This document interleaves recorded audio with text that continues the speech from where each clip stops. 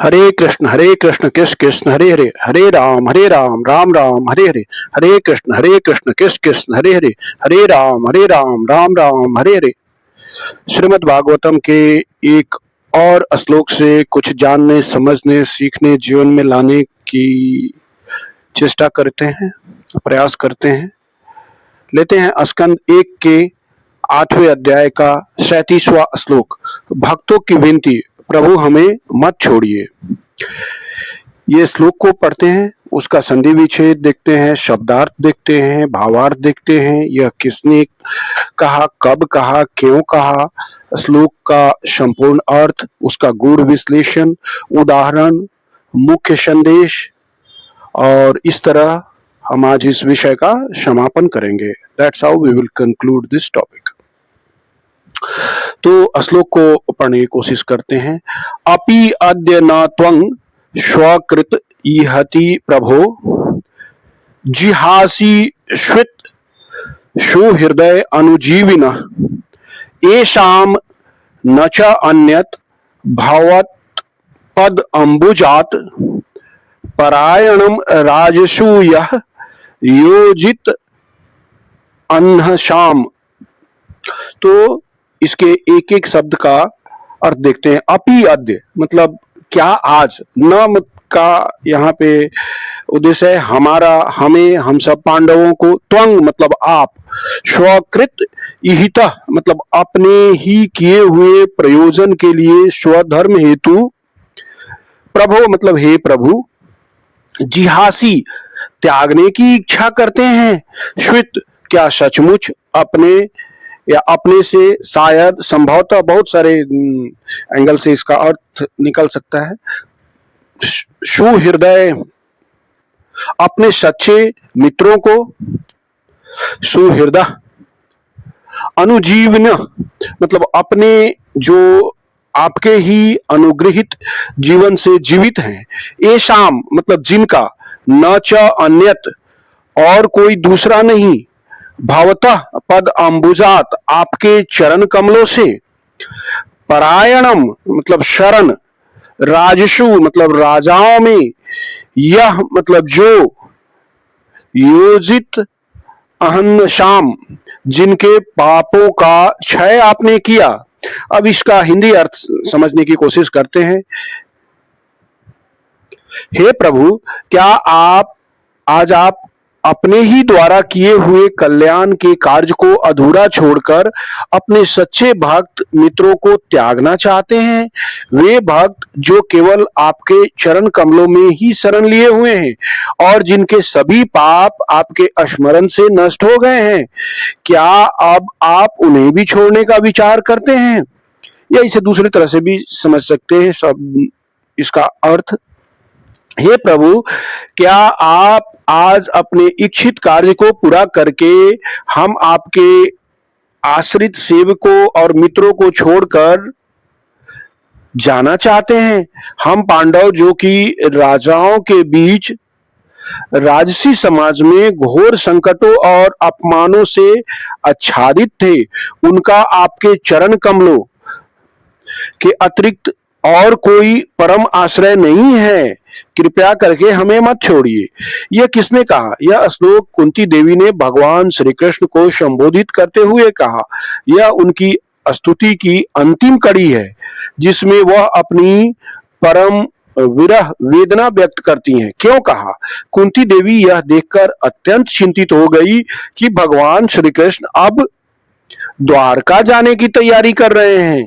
पांडवों को अब किसी भी सांसारिक शत्रु का भय नहीं था, इसलिए वह आशंका व्यक्त करती हैं कि शायद भगवान अब उन्हें अनाथ छोड़कर जा रहे हैं। वह भावनात्मक रूप से उन्हें रोकने की विनती करती है। अब देखते हैं कि ये कहाँ कहा। जगह का विवरण। हस्तिनापुर में कहा, राजमहल के भीतर जब श्री कृष्ण जी विदा हो रहे थे। कब कहा? आज से कितने साल पहले? यह घटना लगभग 5000 वर्ष पूर्व कुरुक्षेत्र युद्ध की समाप्ति और युधिष्ठिर के राज्याभिषेक के बाद हुई। यह क्षण कलयुग के आगमन के ठीक पहले का है, जब धर्म की रक्षा के लिए भगवान का भौतिक जगत में रहना अत्यंत आवश्यक था। अब इसका तात्विक विश्लेषण, गूढ़ विश्लेषण, दार्शनिक विश्लेषण इस दृष्टि से भी देखते हैं। कुंती देवी भगवान श्री कृष्ण से विनती कर रही हैं, हे प्रभु, आप तो अपने भक्तों के एकमात्र आश्रय हैं, जो अपने जीवन का हर पल आपके चरणों की सेवा में समर्पित कर चुके हैं। उन्हें छोड़कर जाने का विचार भी न करें। यह श्लोक अनन्य शरणागति की पराकाष्ठा को दर्शाता है। कुंती देवी यहाँ पर भौतिक सुरक्षा के लिए नहीं, बल्कि आध्यात्मिक सुरक्षा के लिए भगवान से प्रार्थना कर रही हैं। भक्त की पात्रता। कुंती पांडवों को राजाओं के बीच संकटग्रस्त बताती है। इसका अर्थ है कि एक भक्त सांसारिक दृष्टि से कितना भी निम्न या अपमानित क्यों न हो, उसकी सबसे बड़ी योग्यता जो है, अर्थात भगवान के चरण कमलों के अलावा कोई अन्य आश्रय न होना, यह अनन्यता की ही भक्ति का मूल तत्व है, भगवान का कर्तव्य। कुंती अप्रत्यक्ष रूप से भगवान को उनके कर्तव्य की याद दिलाती है।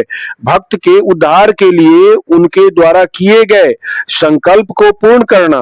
भगवान ने धर्म की स्थापना की, लेकिन उस धर्म पर चलने वाले भक्तों की रक्षा का भी उनका शाश्वत संकल्प है। शरण का महत्व। यह श्लोक यह स्थापित करता है कि राजसी और भौतिक शक्ति अस्थिर है, जबकि भगवान के चरण कमल पदाम्बुजात ही एकमात्र अस्थाई और परम आश्रय है। परायणम जो श्लोक में है, इसको और दूसरे तरह से समझ सकते हैं। यह श्लोक भक्तों की परम श्रद्धा और उनकी विलखित विनती प्रकट करता है। वे अपने प्रभु के प्रति पूर्ण समर्पण रखते हुए उनसे निवेदन कर रहे हैं कि वे उन्हें अपने हितों के आधार पर भी अकेला न छोड़ें। भक्तों का जीवन पूरी तरह प्रभु के चरणों की छाया में आश्रित है। श्लोक में यह भी दर्शाया गया है कि भक्त केवल प्रभु के नहीं, बल्कि प्रभु द्वारा सौंपी गई जागृति और कर्तव्य को भी पूछते हैं। यह गहरी आध्यात्मिक निर्भरता और विश्वास का परिचायक है। इसके तात्विक बिंदु पर ध्यान देते हैं। भक्त और भगवान का संबंध केवल लोक व्यवहार का नहीं है, बल्कि आत्मिक है। भगवान अपने भक्तों के पापों को नष्ट कर देते हैं और उन्हें अपना बना लेते हैं। भगवान का पृथ्वी से प्रस्थान उनके भक्तों के लिए असह्य है, क्योंकि उनका जीवन केवल भगवान के चरण कमलों पर निर्भर है। अब कुछ उदाहरण से समझने की कोशिश करते हैं। जिस प्रकार एक मछली जल के बिना जीवित नहीं रह सकती, उसी प्रकार भक्त भी भगवान के बिना जीवित नहीं रह सकते। कुंती देवी की स्थिति उस मछली के समान है। वे कह रही हैं, हे प्रभु, आप ही हमारे जीवन का जल हैं। यदि आप चले गए तो हमारा जीवन भी सूख जाएगा। यदि कोई पिता अपने बच्चों को प्यार करता है और उनकी देखभाल करता है और अपने बच्चों की पूरी तरह अपने पिता पर निर्भर है, तो वे पिता से विनती करते हैं कि वे अपनी व्यस्तताओं, बिजी शेड्यूल से अलग होकर भी उनका साथ और सुरक्षा बनाए रखें। भक्त अर्थ दोस्तों की तरह प्रभु को अपना मित्र मानकर अनुरोध करते हैं कि वे अपनी मर्जी से उन्हें न छोड़ें, क्योंकि उनकी सारी आश्रय, रक्षा और जीवन उसी प्रभु के चरणों में बंधी हुई है। इस श्लोक में निहित आश्रय और अनन्यता के भाव को एक गहरे समुद्र में फंसे नाविक के उदाहरण से समझा जा सकता है। अंधेरी रात में फंसा जहाज। कल्पना कीजिए, एक नाविक जो खुले समुद्र में, मतलब इस संसार में समझिए, एक छोटे जहाज जीवन पर है। वह शक्तिशाली तूफानों, राक्षस, इसको इस तरह से समझ सकते हैं, राजसी शत्रुओं, संकटों, ऊंची लहरों, दुख, अपमान वगैरह वगैरह से घिरा हुआ है। वह जानता है कि वह अकेला इन परिस्थितियों का सामना नहीं कर सकता और जहाज किसी भी क्षण डूब सकता है। प्रभो जिहासी शुवत, मतलब प्रकाश स्तंभ का जाना। ऐसे में समुद्र में एकमात्र स्तंभ लाइट हाउस उसे रास्ता दिखाता है कि ये लाइट हाउस है, इधर जाना है। यह प्रकाश स्तंभ भगवान श्री कृष्ण है। जब नाविक देखता है कि प्रकाश स्तंभ बुझने वाला है, भगवान द्वारका जाने वाले हैं, तो वह घबरा जाता है। कुंती का प्रश्न, आप क्या हमें छोड़ रहे हैं, नाविक की उसी अंतिम आशा के खोने के डर को दर्शाता है। पदाम्बुजात परायणम, नाविक चिल्लाता है कि इस घोर समुद्र में इस प्रकाश स्तंभ के अलावा मेरा कोई दूसरा आश्रय परायण नहीं है। कुंती के लिए श्री कृष्ण का चरण कमल ही एकमात्र स्थिर अपरिवर्तनीय ध्रुव तारा है, जिसके बिना वे पांडव राजसी संघर्षों के बीच फिर से डूब जाएंगे। यह उनकी अनन्य निर्भरता को दर्शाता है। अन्य सभी भौतिक शक्तियां केवल अस्थायी जहाज है, जबकि भगवान का आश्रय ही अंतिम किनारा है। हम उस परम पिता को नाम जाप से प्रसन्न कर सकते हैं। वो भी अपना जो भी काम कर रहे हैं वो करते करते, no need to disturb the present pattern, जो भी कर रहे हैं वो करते करते कर सकते हैं। ध्यान दीजिए, हम सबसे जाने अनजाने में, चाहे अनचाहे, अपने मन, कर्म, वचन तथा शरीर से पाप होते ही रहता है जाने अनजाने में। अगर भगवान का जाप करेंगे तो अवश्य ही पुण्य का उदय होगा। आज अच्छे कंडीशन में है, ठीक है, फर्दर और अच्छे होंगे और आपके सभी पापों का नाश होगा। तो जाप कीजिए, जहां कहीं भी हो, जिस हाल में हो, भगवान प्रसन्न होंगे। जो काम कर रहे हैं मन से, लगन से करिए, पर भगवान का नाम जाप मत छोड़िए। जैसे कोई काम करते करते आदमी अपना पसंदीदा गीत भी गाते रहता है, even in bathroom, toilet, in between morsel, खाने के बीच भी जाप कर सकते हैं। There is no binding, very important. जो छोड़ के जाना है, धन संपत्ति, घर, गाड़ी, पारिवारिक रिश्ते, वही हम दिन रात जमा करने में लगे रहते हैं। और जो लेके जाना है, जैसे नाम जाप, भगवत भक्ति, पुण्य, वो जमा नहीं करना चाहते। मेन चीज है भगवत भक्ति। श्रीमद् भगवत पुराण में इन 9 प्रकार की भक्ति को बताया गया है। श्रवण, कीर्तन, स्मरण, पाद सेवनम, अर्चन, वंदन, दास्य, शाख्य मतलब मित्र भाव, आत्मनिवेदन। तो इसमें सबसे आसान जो है वो टॉप 3 है, श्रवण, कीर्तन, स्मरण। और नाम जाप में कोई खर्च नहीं लगता, कोई हेल्थ चैलेंज नहीं है। ऐसा नहीं कि बहुत नाम जाप कर लिया तो बहुत पैसा खर्चा हो गया या तबीयत खराब हो गई। No restriction, anywhere, any time. Even हंसी मजाक में भी अगर हम भगवान का नाम लेते हैं ना, तो वो भी जो है हमें फायदा करता है। श्रीमद् भागवतम में बताया हुआ है, सांकेत्यं परिहास्यं वा अस्तोभं हेलन नेव वा वैकुंठ नाम ग्रहणम अशेष अद हरंग विधु। ज्ञानी जन कहते हैं कि संकेत से या हंसी मजाक में या अपमान पूर्वक या अनादर से भी भगवान वैकुंठपति नारायण का नाम लिया जाए तो भी वह नाम सभी पापों का नाश कर देता है। कई लोग सारी ये सोचकर कंफ्यूज हो जाते हैं कि हम तो ऋषि मुनि जैसे तपस्या नहीं करते। वास्तव में हमें कोई तपस्या करने की जरूरत ही नहीं है। हमारी शारीरिक मानसिक संरचना भी बाकी 3 युगों जैसा नहीं है, क्योंकि हम कलयुग में हैं। श्रीमद् भगवत पुराण का वह प्रसिद्ध श्लोक जिसमें कहा गया है कि कलयुग में केवल हरि कीर्तन, भगवान के नाम का संकीर्तन ही मोक्ष या परम गति प्राप्त करने का साधन है। वह इस प्रकार है कि कृते यद ध्यायते विष्णु त्रेतायांग यजतो मखै द्वापरे परिचर्यायांग कलौ तद हरि कीर्तनात्। यहाँ जो लास्ट जो है पार्ट है, कलो तद हरि कीर्तनात्, वह सब कलयुग में केवल हरि कीर्तन, भगवान के नाम संकीर्तन से प्राप्त हो जाता है, जो हम बाकी 3 युगों में करते थे।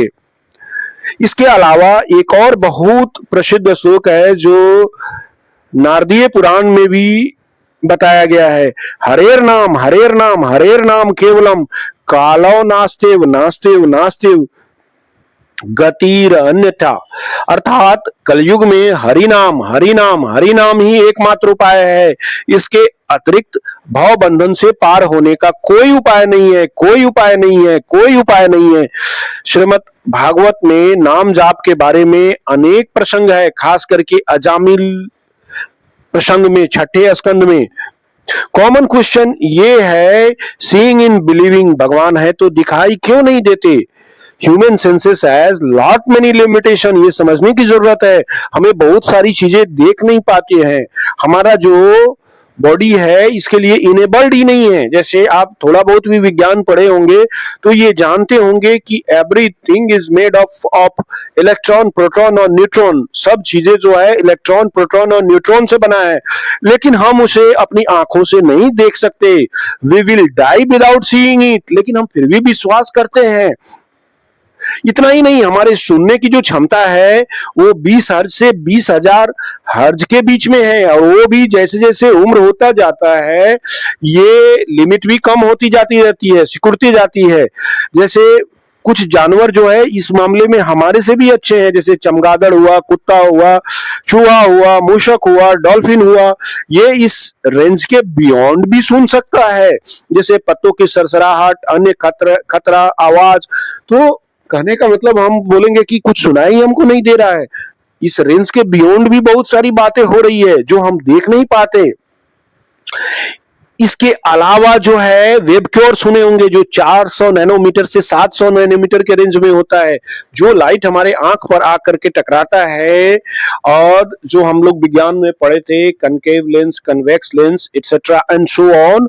तो ये जो है इसी रेंज के बीच के लाइट आकर के टकराता है और प्रतिबिंब बनता है, जिससे हम किसी को देख पाते हैं। लेकिन इस रेंज के नीचे बहुत कुछ है और इसके ऊपर भी बहुत कुछ है। तो हमारा शरीर जो है they are not enabled to see everything. बहुत सारी चीजें इधर हो रही है आपके बगल अगल में, आप नहीं जान सकते, हम नहीं जान सकते, लेकिन विश्वास रखने की जरूरत है। नाम जप से असंख्य लोगों का कल्याण हुआ है।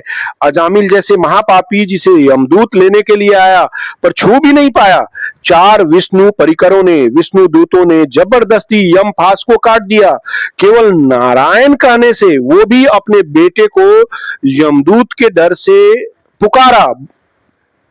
जब जमराज चला गया तब बाद में सतत नाम जाप से इस महापापी को भी बैकुंठ मिला। ट्रेन का टिकट भले कंफर्म हो या नहीं, पर ऊपर जाने का टिकट सबका ही कंफर्म है। इसमें कोई आरएसी या वेटिंग नहीं होता, 100% कंफर्म होता है। केवल डेट एंड टाइम पता नहीं होता, भगवान सीक्रेट रखते हैं। ये जीवन जो है क्षणभंगुर है, मैक्स टू मैक्स जीवन 100 साल है, वो भी अत्यधिक बुढ़ापे के दुख, घोर दुख का अनुभव करने को भाग्य में लिखा है तब सेंचुरी मार पाएंगे, प्रारब्ध में लिखा है तो सेंचुरी मार पाएंगे। और कुछ उम्र तो हमारी हो गई ही है। रही बात घर परिवार को की, तो इस श्रीमद् भागवतम में ही इस जीवन की तुलना प्याऊ पर जमा हुए लोगों से की गई है। जैसे जहां पानी पीने के लिए खड़ा होते हैं प्याऊ बोलते हैं, तो जो हमारे कई पूर्व जनों के कर्म फल से परिवार रूपी प्याऊ में हमारे अपने परिवार के रिश्तेदार स्वजन पानी पीने के लिए खड़े हैं, पानी पिएंगे और चले जाएंगे। इसे स्वप्न से भी तुलना किया गया है। जैसे हम स्वप्न में बहुत कुछ देखते हैं और जगने के बाद वास्तविकता का पता चलता है, लेकिन यह सब जो है मायापति श्री कृष्ण जी के माया तथा हमारे पूर्व जन्म का जो है कर्म फल के कारण हमें थोड़ा भी एहसास नहीं होता कि हम भी प्याऊ पे क्यों में खड़े हैं या स्वप्नवत हैं। हम दिन रात जाने अनजाने में वही घर, गाड़ी, दुकान, जमीन, एफडी, शेयर, पेंशन, बाल बच्चों की उपलब्धि, जैसे मेरा बेटा डॉक्टर हो गया, इंजीनियर हो गया, आईएएस हो गया, दामाद बिग बिजनेसमैन हो गया, वाइफ ये हो गई, बेटी वो हो गई, घर, अन्य रिश्तेदार बिग पॉलिटिशियन हो गए, वगैरह वगैरह, अपनी सैकड़ों झूठी क्षणभंगुर उपलब्धि की जो स्वप्नवत है, ड्रीम लाइक है, उसे याद करके खुश हो जाते हैं, गौरवान्वित हो जाते हैं, जैसे सफलता की सीढ़ी पे चढ़ रहे हैं, बहुत बड़ा सफलता की सीढ़ी पे चढ़ गए और अपने को मनी मन अति प्रसन्न होते हैं। पर वास्तविक में ये सब सपना है। मायापति श्री कृष्ण जी की माया है, ये हमारे पूर्वजनों के जन्म का जो कर्म फल है, प्रारब्ध के कारण हमें थोड़ा भी एहसास नहीं होता कि हम भी प्याऊ पे ही क्यों में खड़े हैं। श्रीमद् भागवतम के पंचम स्कंद में भगवान ऋषभ देव जी अपने 100 पुत्रों, जिसमें से सबसे बड़े भरत महाराज थे, जिसके नाम पर इस भूखंड का नाम भारत पड़ा और अभी भारत थोड़ा सिमट करके छोटा हो गया है, को उपदेश देते हुए मनुष्य जीवन का उद्देश्य समझाते हैं। ऋषभोवाच नायं देहो देह भाजा निर्लोके कस्तान कामान अर्हते विद्भुजामि तपो दिव्यं पुत्रकायेन सत्वं शुद्धेत यस्माद् ब्रह्म सौख्य त्वनंतम। यह श्लोक बताता है कि खाना पीना, सोना, भय करना, मैथुन करना, ये सब तो पशु भी करते हैं, पर मनुष्य का जीवन केवल इन 4 क्रियाओं के लिए नहीं है। उस श्लोक में ये बताते हैं कि पशु और मनुष्य में अंतर ये है कि खाना, सोना, डरना, मैथुन, ये 4 क्रियाएं पशुओं और मनुष्यों दोनों में समान है, पर मनुष्य में धर्म, बुद्धि, विवेक और तप शक्ति है, जिससे वो आत्म साक्षात्कार कर सकता है, सेल्फ इंट्रोस्पेक्टेशन कर सकता है। कुत्ता, गधा, सुअर, बैल वगैरह वगैरह ये आत्म साक्षात्कार, सेल्फ इंट्रोस्पेक्टेशन नहीं कर सकता। ऋषभ देव जी का यह संदेश है। वो कहते हैं कि यह ये जो शरीर है वो दिव्य उद्देश्य के लिए मिली है। अतः ऐसे है कि जैसे कोई व्यक्ति अत्यंत कीमती हीरा लेकर के टेबल पर उसे पेपर वेट की तरह यूज करे, तो ये हमारा जीवन जो है हीरे की तरह है, इसको पेपर वेट की तरह खाली यूज नहीं करना है, तो उसकी वास्तविक उपयोगिता नष्ट हो जाएगी। उसी प्रकार यदि मनुष्य जीवन केवल भोजन, निद्रा और भोगों में ही नष्ट करेंगे तो वह अपनी दिव्यता और ईश्वर प्राप्ति का अवसर खो देता है।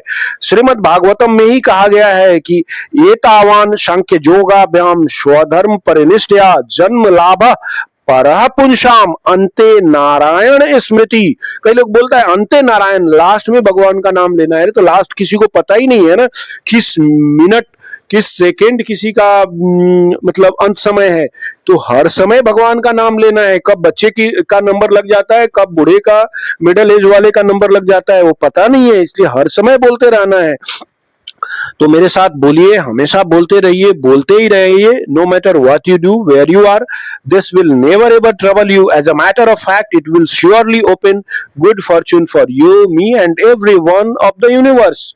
हरे कृष्ण कृष्ण कृष्ण हरे हरे, हरे राम राम राम हरे हरे, हरे कृष्ण कृष्ण कृष्ण हरे हरे, हरे राम राम राम हरे हरे।